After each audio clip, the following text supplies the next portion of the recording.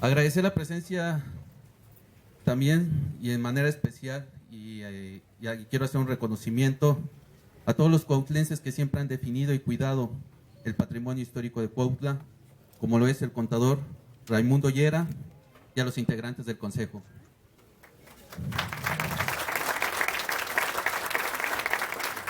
También quiero hacer un agradecimiento y un reconocimiento al antropólogo Carlos Barreto. Bienvenido, antropólogo, y muchas gracias por todo su apoyo. A los cronistas de la ciudad, al licenciado Óscar Páez Godoy y al cronista Samuel Hernández. Y sobre todo también a todos los cuautlenses que día con día, con su trabajo, hacen que este municipio viva.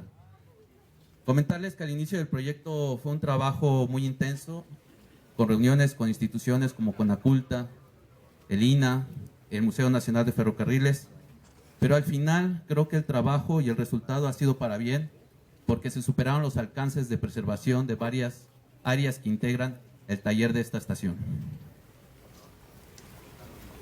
Este taller, sobre todo, representa una gran importancia para el municipio de Cuautla, porque resguarda y resguardará por muchos años una historia tangible. A estas instituciones agradezco mucho su presencia y el apoyo por todas estas reuniones, por todas esas modificaciones para bien de este proyecto y ampliación. Muchas gracias por todo ese apoyo. El ferrocarril en Cuautla impulsó el desarrollo de nuestra ciudad en varias etapas de la historia y ahora nosotros hacemos un esfuerzo por corresponder y desarrollar el valor histórico y cultural de esta ciudad tan importante para nuestro país.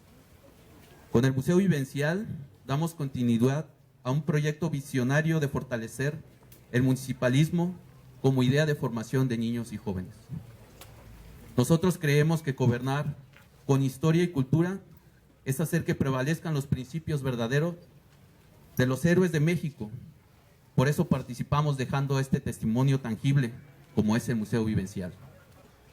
Yo estoy muy satisfecho y muy orgulloso de todo el trabajo y el seguimiento que le dio el contador Óscar Rosales Corona para lograr lo que hoy tenemos aquí. Ese recurso, debo decirlo, con mucha tranquilidad, pero también con mucha seguridad, arriba el Cuautla. Estuvo a punto de perderse.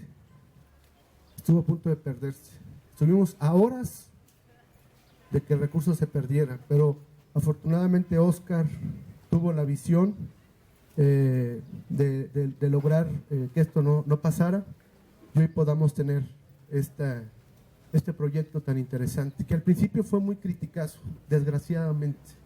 Yo quiero pensar porque no había la información, o no se había generado la información, pero hoy está aquí. Tenemos un espacio más que ofrecerle a los cuautlenses y a los visitantes, que se va a concatenar muy bien con el Museo de la Independencia y con nuestro Museo Vivencial. Como morelense del sur, pondero y reconozco el papel de Cuautla en nuestra historia. Como morelense reconozco lo que Cuautla ha aportado para la memoria y para la identidad de Morelos. Tercera capital del estado, capital histórica por decreto. Además, Cuautla fue el primer lugar a donde arribó el ferrocarril en 1881. Este honor le toca a Cuautla. Este esfuerzo que se concreta hoy con la inauguración del Museo Vivencial del Ferrocarril es un ejemplo de lo que se puede construir de manera interinstitucional y también con la participación ciudadana. Que este museo sea un punto de encuentro, un punto de reflexión, un punto de aproximación a nuestras identidades, un punto en el que coincidamos todos para recordar lo que fue definiendo el perfil de esta región.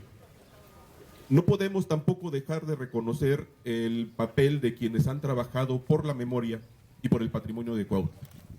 Esto nos lleva a entender que como sociedad somos los principales responsables de construir esos procesos que nos dan identidad, que nos llevan a la salvaguardia de nuestro patrimonio y, por supuesto, al fortalecimiento de todos los valores que nos hacen sentir, en el caso de ustedes cuautlenses y como todos los que habitamos este estado, morelenses. Me congratulo, pues, participo en la fiesta y en nombre del gobierno del estado reitero la voluntad de seguir trabajando por porque Cuautla lleva en alto ese honor que se le ha asignado como capital histórica del estado de Morelos. A principios del siglo XIX, el ritmo de la vida en Cuautla las marcaban las campanas de la iglesia. Cuando llega el ferrocarril a nuestra población, la vida y sus espacios fueron compartidos con el resoplar de silbatos y campanas de la locomotora del vapor. Este es un párrafo de un libro primoroso que se presentará a propósito de esta inauguración y cuya autoría es de mi compañero del Consejo de Cronistas, el antropólogo Carlos Barreto Más. Sabemos que en este lugar, y parafraseando o citando concretamente a Ignacio Manuel Altamirano, el sitio de Cuautla es el gran canto de la epopeya de nuestra libertad.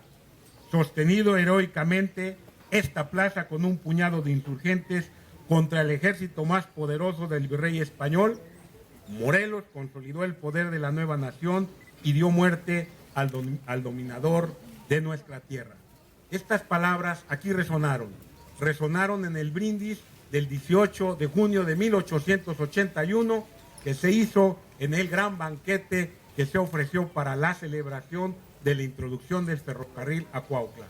Y estas palabras son del gran intelectual, polígrafo, poeta y con muchas facetas que beneficiaron a la patria, Ignacio Manuel Omobono Altamirano, quien vivió aquí en Cuautla de joven y quien nos dijo ese propio brindis: la patria debe ser el único y principal objeto de nuestras inspiraciones de libertad.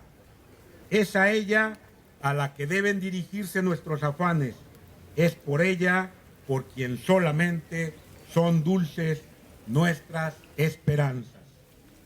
Sin la patria, los ferrocarriles, los telégrafos y todos los adelantos modernos se convertirían en otras tantas cadenas de esclavitud.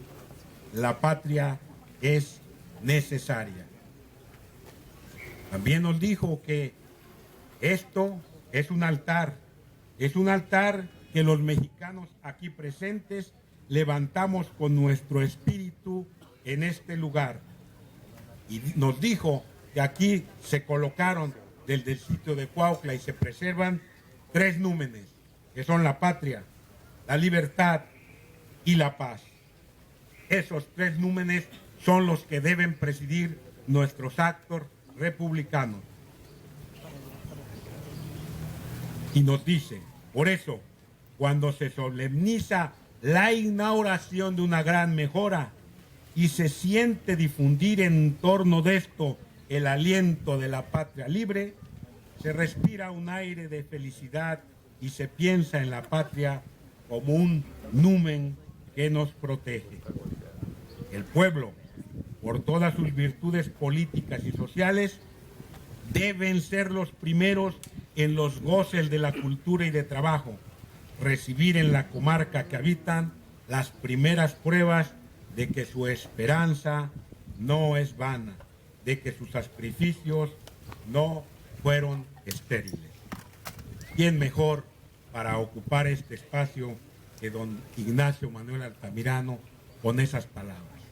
El museo que hoy se inaugura es una realidad que avisoró desde 1881 en este lugar, en ese brindis del banquete que celebró la llegada del ferrocarril, el gran intelectual mexicano, el padre para algunos considerado como el padre de las letras mexicanas, don Ignacio Manuel Altamirano.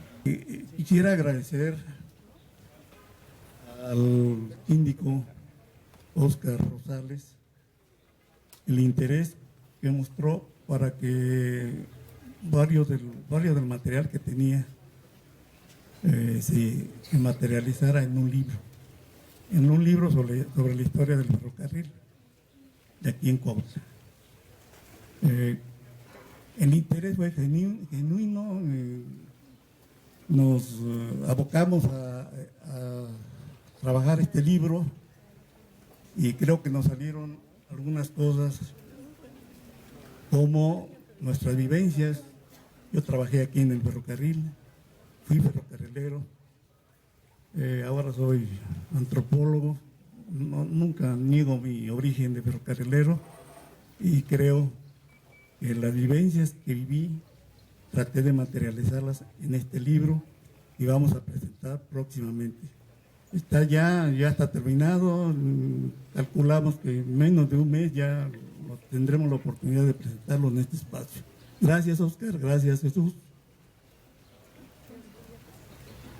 Dice, voy a empezar. Desde que era niño y parte de mi juventud la viví en el barrio ferrocarrilero de la ciudad, enclavado en las calles de Fin de Oviedo, Escarmiento, Fin de Alcaraz, Escoto y Retirada de Callega.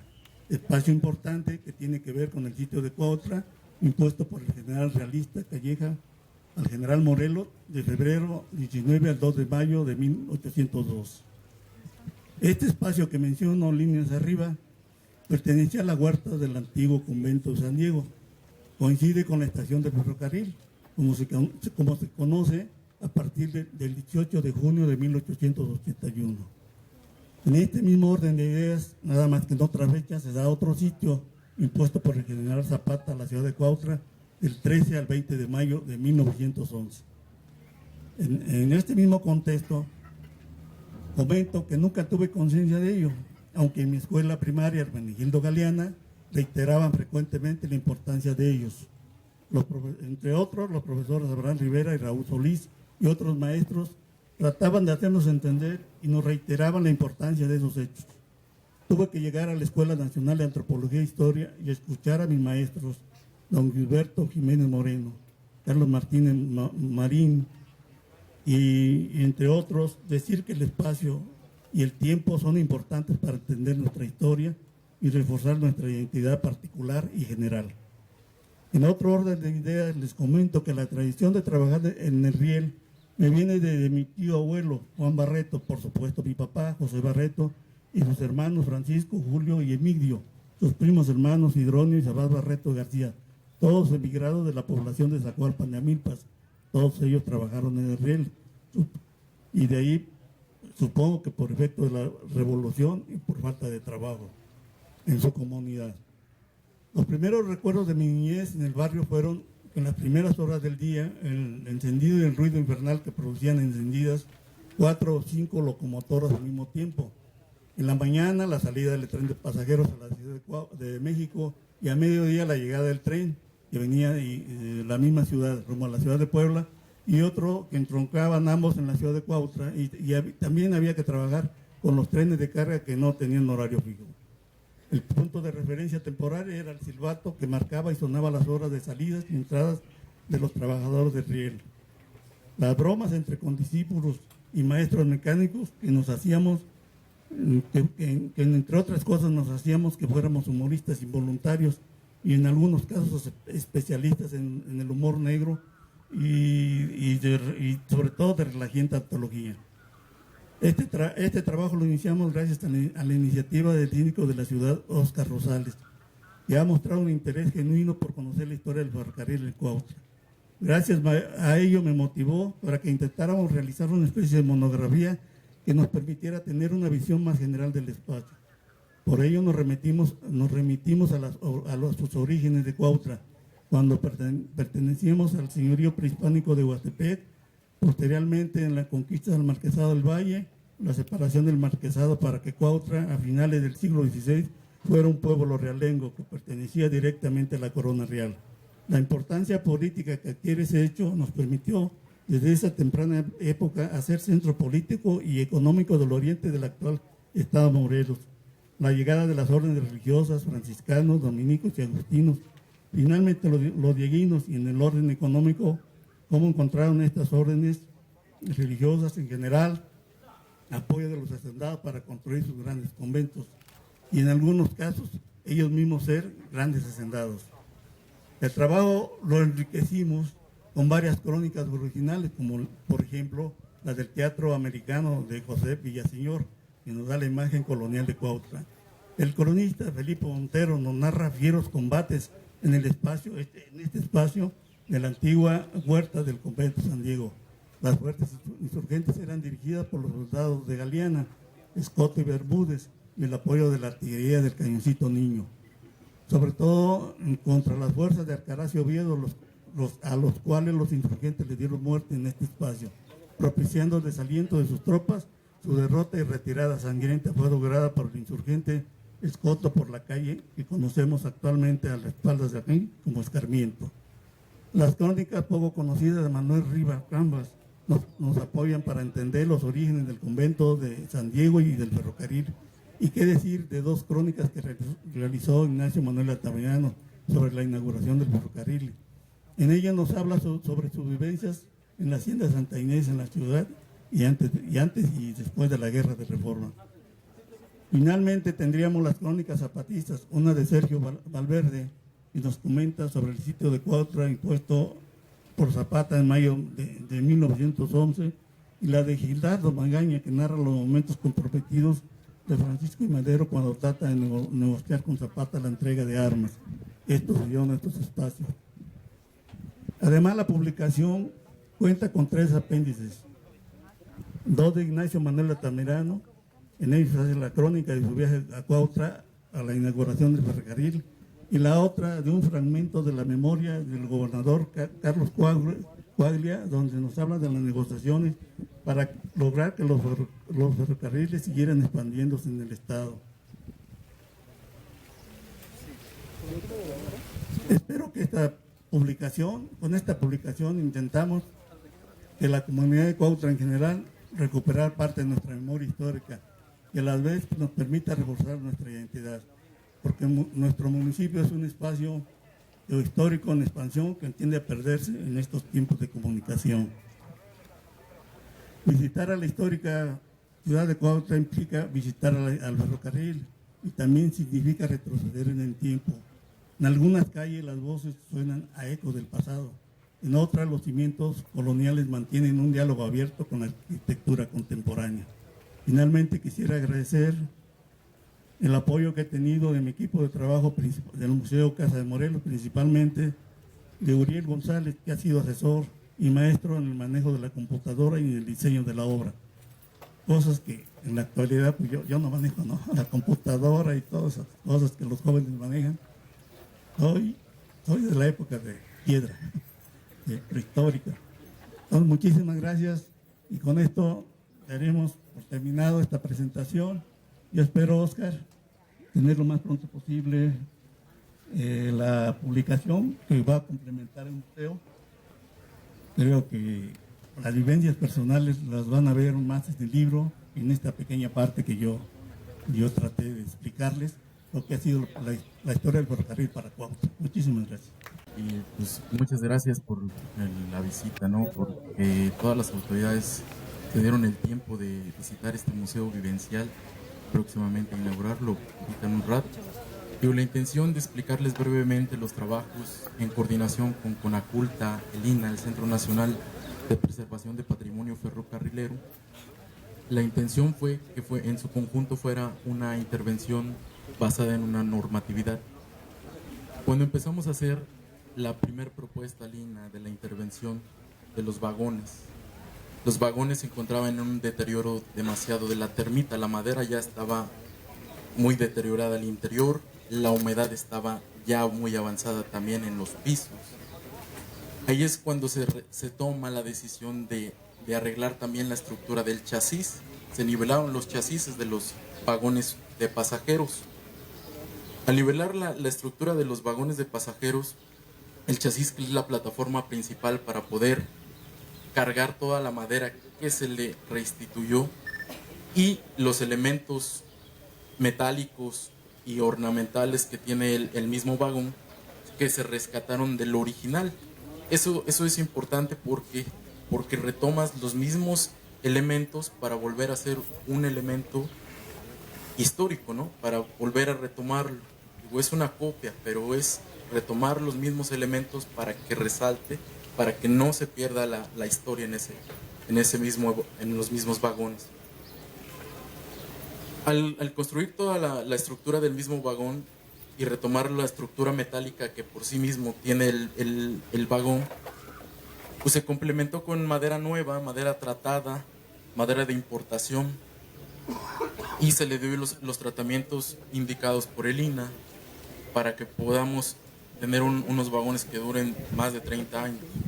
Sí, esa intervención, al igual que la pintura que se metió, es una pintura de esmalte base agua que permite que la madera respire, que la madera pueda trabajar por sí sola, a que es un esmalte acrílico bases solventes, no permite que la madera reaccione, sino que es más rígida.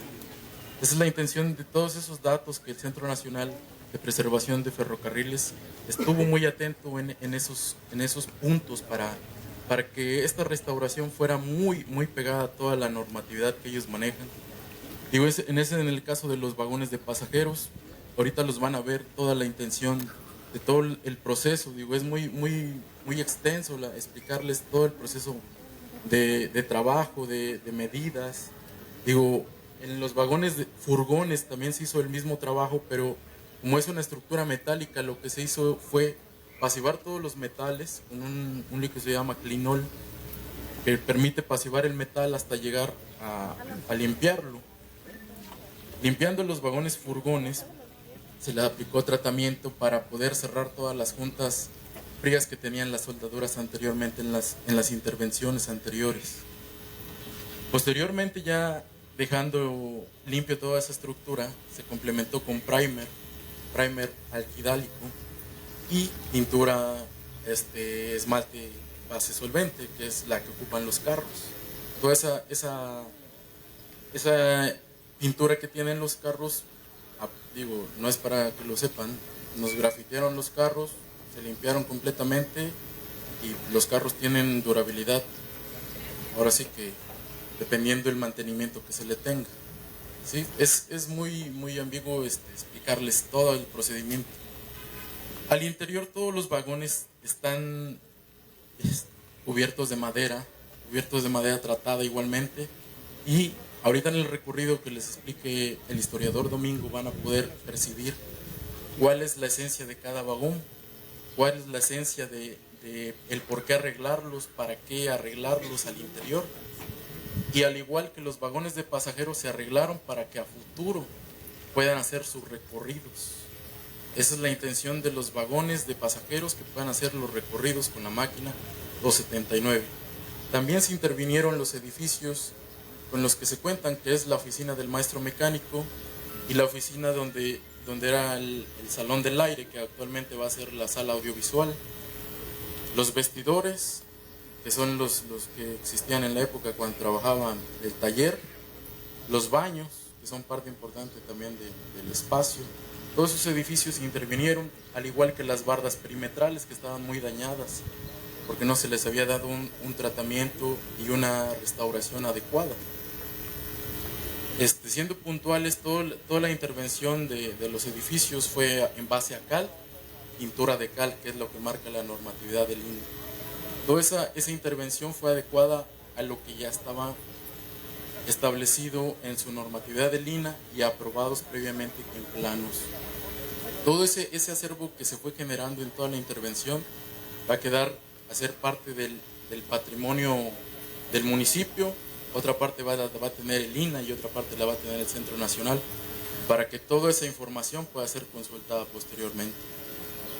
Pues de mi parte es todo. Digo, es muy importante decirles todo el procedimiento. Posteriormente se van a presentar en las mismas salas todo el procedimiento de restauración de los vagones, de los edificios, porque se tuvo durante todo el procedimiento, se tuvieron cámaras de grabación constante, y es donde se va a poder ver todo el trabajo que se hizo de todos los vagones, de toda la intervención. También se hizo fotografía de todo el barrido, de todos los trabajos que se hicieron. Y pues de mi parte, de la empresa Soluciones Corporativas QUESAN, les damos las gracias por confiar en nosotros. Y pues ahorita en el recorrido, pues espero que se lleven un grato reconocimiento de la intervención, ¿no? Para que esto pueda seguir a futuro. Salud.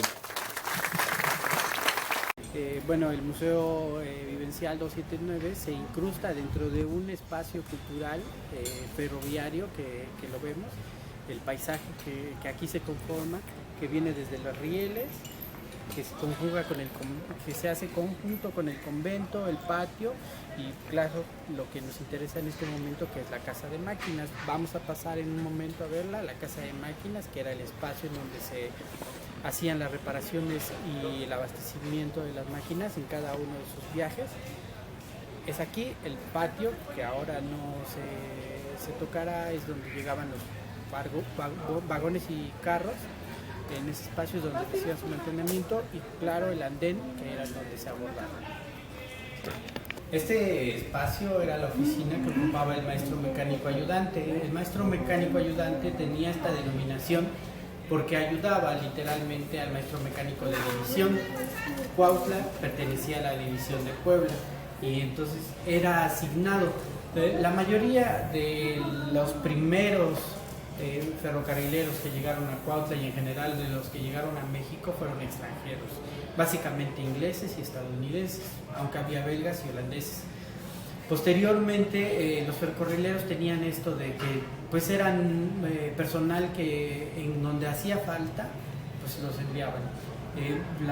Los primeros que llegaron aquí, que eran mexicanos, vinieron de Puebla, de Oaxaca, de México, del DF, incluso de Guadalajara y de otros lugares. La segunda o tercera generación ya era de cuautlenses, que era de estos ferrocarrileros que llegaron y que se asentaron en Cuautla. Les decía que esta es la ambientación de lo que era el maestro mecánico ayudante, quien era la máxima autoridad en el patio y en la casa de máquinas. Se ubicaba la oficina del mayordomo.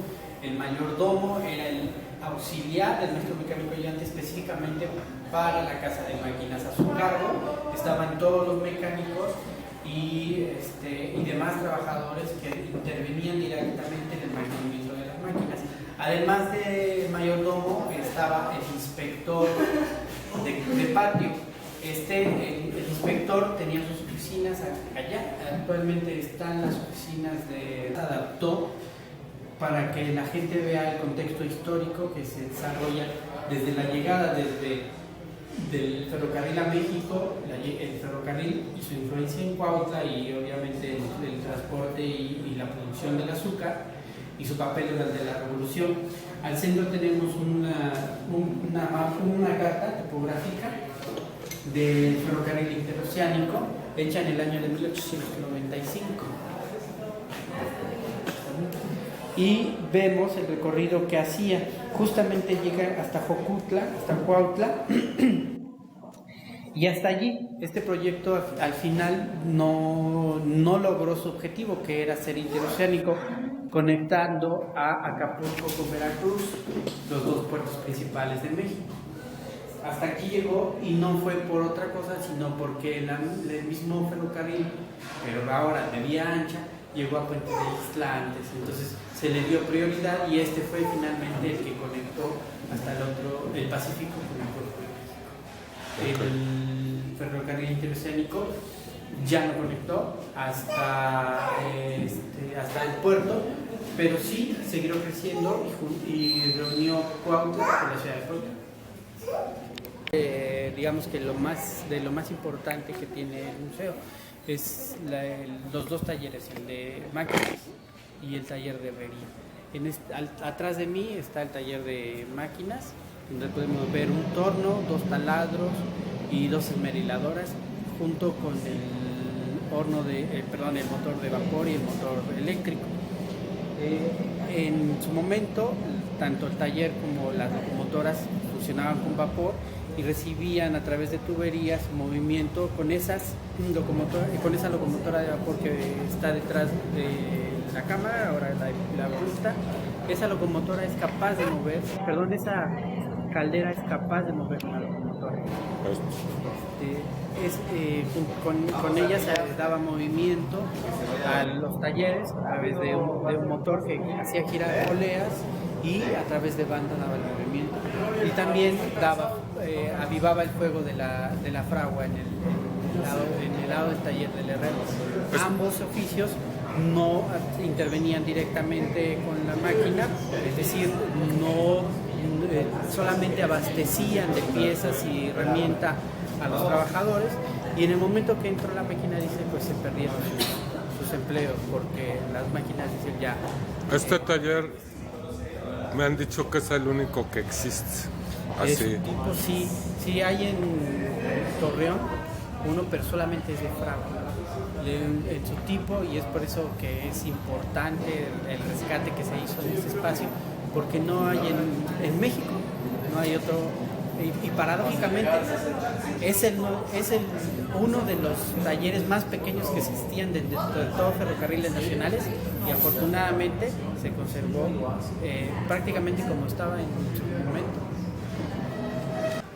Podemos escuchar, se hizo la ambientación, parte de lo que hacemos, lo que se hizo como museo vivencial, es este fondo de sonido que tenemos de los talleres, el taller de herrería, el taller de torno.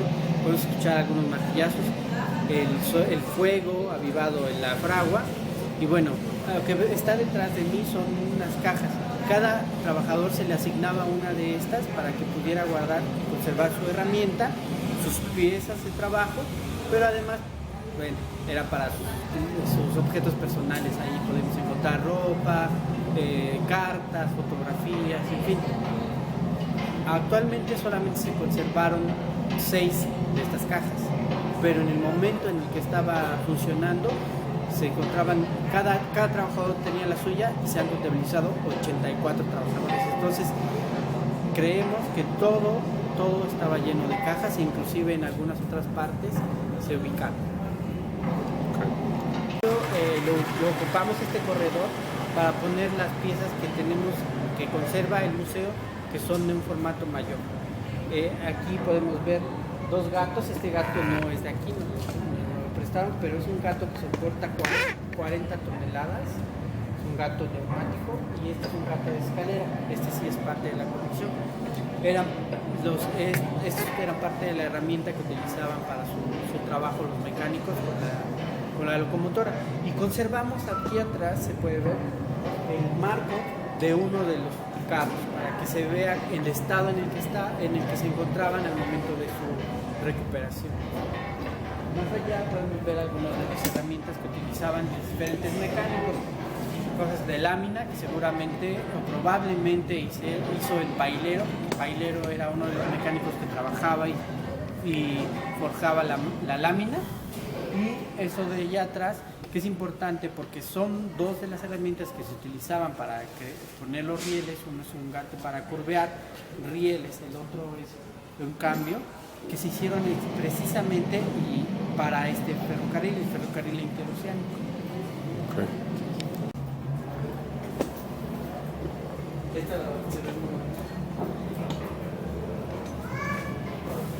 Entonces, de las cajas que dices, de los, Sí, de los trabajadores.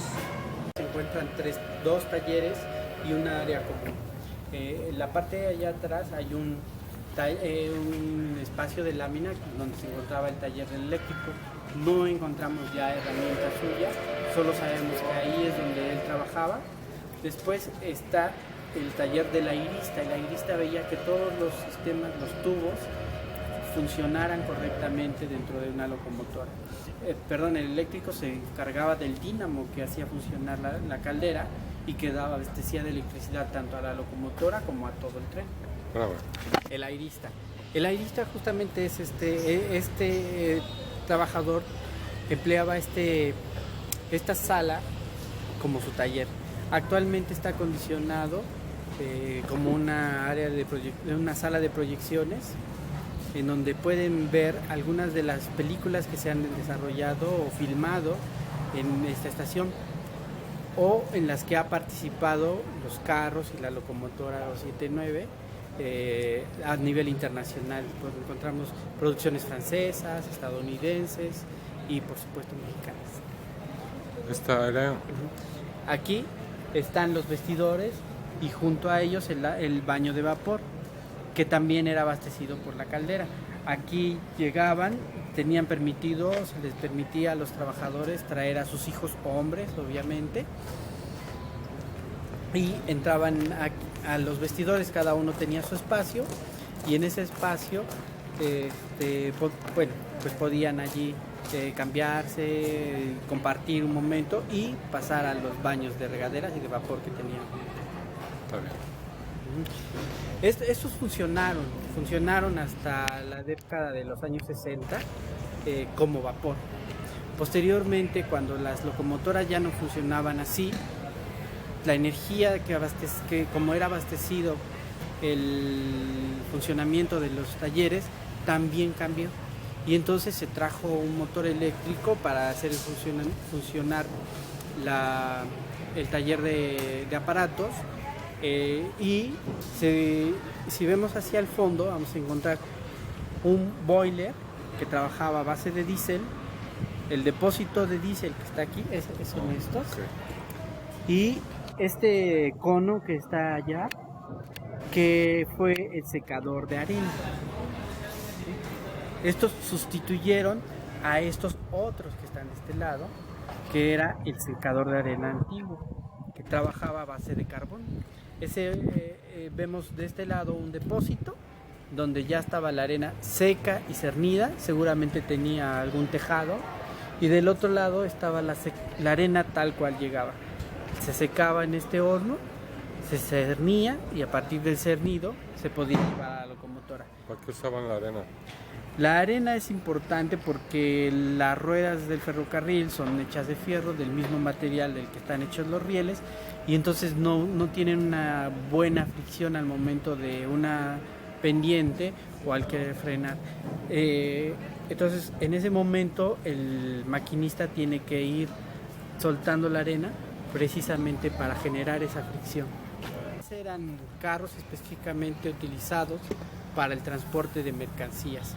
Había de diferentes tipos, de abiertos, en donde se manejaban ganado, se transportaba ganado, o cosas a granel, y furgones como los que tenemos aquí, que eran utilizados para transportes que requerían pues ser completamente cerrados, para protegidos de la intemperie, de la lluvia.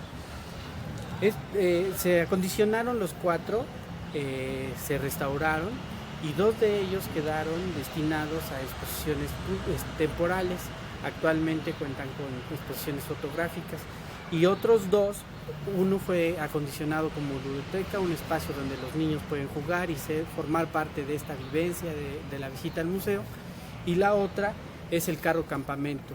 El carro campamento es una recreación del cómo vivían los trabajadores de vía. Los trabajadores de vía eran aquellos que iban construyendo o reparando el riel, toda la línea como fuera necesario.